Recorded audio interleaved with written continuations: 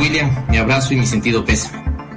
Asambleístas, más que pretender debatir con los creyentes de esta ley, mi intención es dirigirme a quienes dudan, a quienes no están seguros, a quienes no han dimensionado los verdaderos riesgos de esta normativa. Una ley con errores de asambleístas se corrige. Una ley con imprecisiones se mejora. Pero una ley inconstitucional se archiva. Y eso es lo que cabe en este caso, el archivo de este proyecto de ley. ¿Por qué es inconstitucional? Designar miembros privados que puedan provenir o representar a la banca en espacios de regulación financiera y bancaria es inconstitucional con todas las letras y en mayúscula. No solo en el marco legal vigente, sino incluso con la Constitución de 1998, que algunos añoran, y que ya en ese momento y en esos años ordenaba que los sujetos regulados no pueden ser parte del órgano de regulación. ¿Ven ustedes posibles, ciudadanos, asambleístas, que los representantes de los bancos regulen a la baja las tasas de interés? Yo no lo veo posible. Y es obvio, pues habría un claro conflicto de interés. Si el objetivo de la política pública es que haya crédito barato, la Junta de Regulación debería poner los parámetros para que se cumpla ese objetivo. Pero si son los representantes de la banca quienes deben tomar esa decisión, no va a suceder. No se mientan, no va a suceder. Esto, por el contrario, consagra el famoso corporativismo y rentismo, donde se secuestra al Estado para que tome decisiones que benefician a un solo sector, a un sector determinado. Ejemplos, los importadores, cuando hacen eso, las empresas de lo que va de este segundo debate que inició Escuchamos miércoles. El asambleísta Fernando Gracias, Callejas. señor presidente. Un saludo cordial a usted, a todos los asambleístas que están en esta sesión y a todos los que están siguiendo esta importante sesión. He de iniciar mi intervención diciendo que suscribo lo que señaló el asambleísta Esteban Albornoz respecto a unos datos falsos que se dan acá, respecto a una supuesta remisión de deudas por 4.500 millones de dólares a grandes deudores en el país. Y también esa falacia de que se había con la ley humanitaria permitido el despido de un gran número de trabajadores del sector privado y el sector público. Y el asambleísta Esteban Albornoz, de una manera muy tinosa, dijo que tal vez se han equivocado o que no han leído bien la ley. Yo voy a decir de una manera más frontal las cosas. A los discípulos de Andrés no mientan otra vez. Luego he de señalar que en las intervenciones de los asambleístas revolucionarios y algunos aliados de último momento, y les llamo revolucionarios no por ofenderlos, porque ellos mismos se dicen revolucionarios. En sus intervenciones hay un hilo conductor y un denominador común. Ese hilo conductor y denominador común, porque son además discursos leídos. No hacen pues un discurso de ese momento, improvisado, diciendo lo que sienten, no. Son discursos preparados seguramente por un grupo de asesores, esos asesores odiadores del sector privado, esos asesores que les dicen, que les hacen decir plutocracia, chulqueros internacionales, chulqueros nacionales, banqueros corruptos, compañeros y compañeras, y ya se añade una frase más, camaradas, esos asesores que quisieran... legislativa por unos 5 minutos adicionales. Vamos a ver si eso se cumple cuando se den por concluidas todas estas primeras intervenciones. Vamos a escuchar ahora la intervención del asambleísta César Ron. Mi solidaridad y mis más sentidas condolencias tanto a William como a Liliana, y me uno al dolor de sus familias por esas pérdidas tan irreparables que han sufrido. También quiero, señor presidente, señores legisladores, rendir homenaje a un político, ex legislador, ex prefecto provincial de Pichincha, ex vicepresidente de la Asamblea Nacional, que también ha fallecido. Me refiero a Marco Landázuri, fundador del partido Izquierda Democrática, político serio, reconocido en nuestro país. A su familia le deseamos paz de su tumba y nuestras más sentidas condolencias. Señor presidente, señoras y señores legisladores, entrando en materia, realmente con la ley de fortalecimiento de la dolarización, hoy más que nunca hemos visto las distintas visiones y los distintos sesgos ideológicos y políticos que se dan con naturalidad en la Asamblea Nacional. Y claro, cuando uno controla todos los poderes de manera omnímoda y cuando uno ejerce el poder y control de la política monetaria del país y del Banco Central, y hace y deshace y maneja los recursos del Estado como que fueran propios, entonces resulta que todo está bien. Va a estar muy bueno para el Ecuador por ahora, quizás un añito, quizás 2 añitos de buen entorno internacional en que hay unos programas de reactivación económica de países ricos, tasas de interés bajas, gente con plata en el bolsillo, consumidores con plata en el bolsillo, facilidades para endeudarse, y el mundo nos va a sonreír por un par de añitos al menos.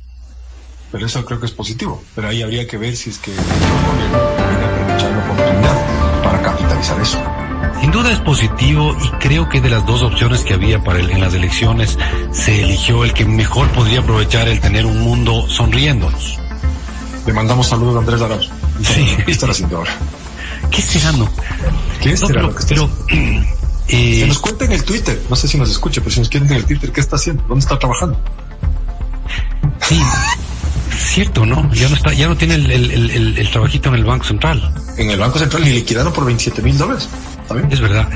Pero bueno, el punto al que yo iba es, el mundo nos va a sonreír en este par de años, pero después los bancos centrales y los gobiernos van a meter el freno de mano antes de que se les desequilibre la economía entera.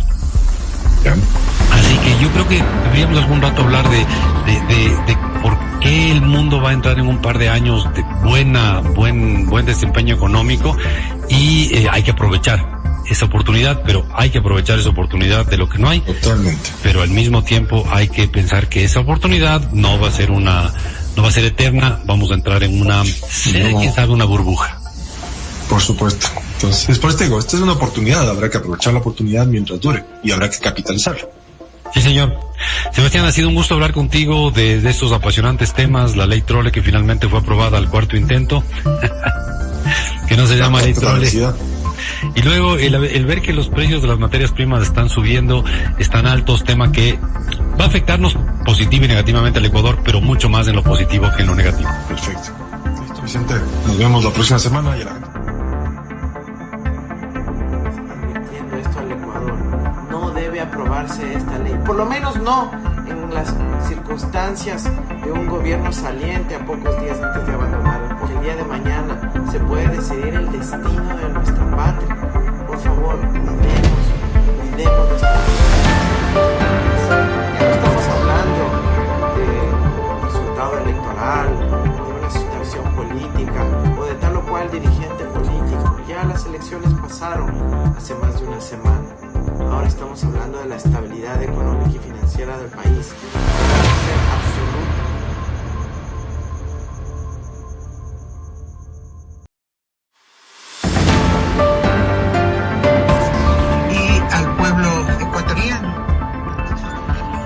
Este segundo momento de el debate de este proyecto de ley declarado de carácter urgente de iniciativa del presidente Lenín Moreno, es imperioso, presidente, revisar cuánto se ha recogido por parte de la comisión especializada que ha dado el tratamiento respectivo, las advertencias que se hizo en su momento en el pleno de la Asamblea en el primer debate. Me refiero concretamente, presidente, a algo que ha sido ya muy recurrente, por parte de la intervención de algunos asambleístas respecto de que este informe presentado por la comisión no recoge varios puntos y preocupaciones relevantes que fueron planteados en esa discusión parlamentaria, especialmente cuando no vemos una motivación sustantiva respecto de los indicios de inconstitucionalidad de varios artículos, que hubiera sido importante que se empiece primero por argumentar y desvanecer estos argumentos. No se trata de que algunos miembros de la comisión simplemente expongan los artículos de la Constitución, como es en el caso del artículo 141, 261 y 303, y nos hayan inclusive puesto en pantalla. Y realmente es asombroso cuando se nos invita inclusive a leerlo de manera literal, constatar de que los mismos establecen la exclusividad de la función ejecutiva respecto de lo que implica sus atribuciones esenciales en dictar la política pública económica y de...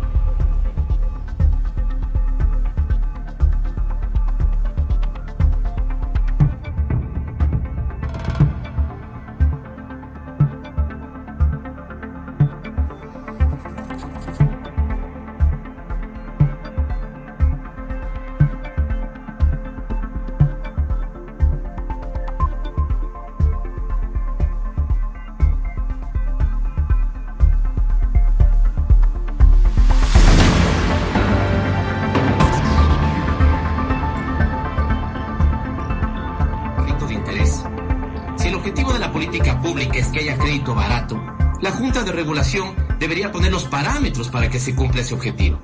Pero si son los representantes de la banca quienes deben tomar esa decisión, no va a suceder. No se mientan, no va a suceder. Esto, por el contrario, consagra el famoso corporativismo y rentismo, donde se secuestra al Estado para que tome decisiones que benefician a un solo sector, a un sector determinado. Ejemplos: los importadores, cuando hacen eso, las empresas de telefonía celular que lo han hecho, los banqueros, que ejemplos hay un montón, e incluso sindicatos públicos. En muchas ocasiones, estos y otros sectores han secuestrado espacios de toma de decisión para que las decisiones públicas beneficien sus intereses. Y esto es lo que está en el fondo de este proyecto de ley. ¿Cómo creen que se enriquecieron algunos en los años 80 y 90? Solo por manejar información privilegiada. En la otrora Junta Monetaria o en el otrora Directorio del Banco Central se conocía que venía una devaluación, por ejemplo. Los representantes de los bancos salían de la reunión, llamaban a sus jefes y los bancos salían a comprar dólares con un tipo de cambio. Horas más tarde vendían esos mismos dólares, pero con un tipo de cambio 3, 4 y hasta 5 veces mayor. Se enriquecieron de la nada, solo por especulación y manejo privilegiado de información. ¿Por qué? Porque estaban en el órgano donde se tomaban decisiones públicas. En sencillo, y en el contexto actual, lo mismo pasará con esta ley. El Estado secuestrado para beneficiar a unos pocos. ¿A quiénes? A los del sistema financiero bancario. Instituciones independientes, totalmente falso. Esta ley consagra instituciones económicas dependientes de la banca. Y me sorprende que quienes en esta asamblea representan a sectores productivos, no especulativos, caigan en la trampa. Qué lastimoso ver a algunos asambleístas que en vez de pelear por crédito barato, porque incluso vienen de sectores productivos, peleen porque los representantes de la banca sean quienes regulen la política económica. Sinceramente me parece de locos.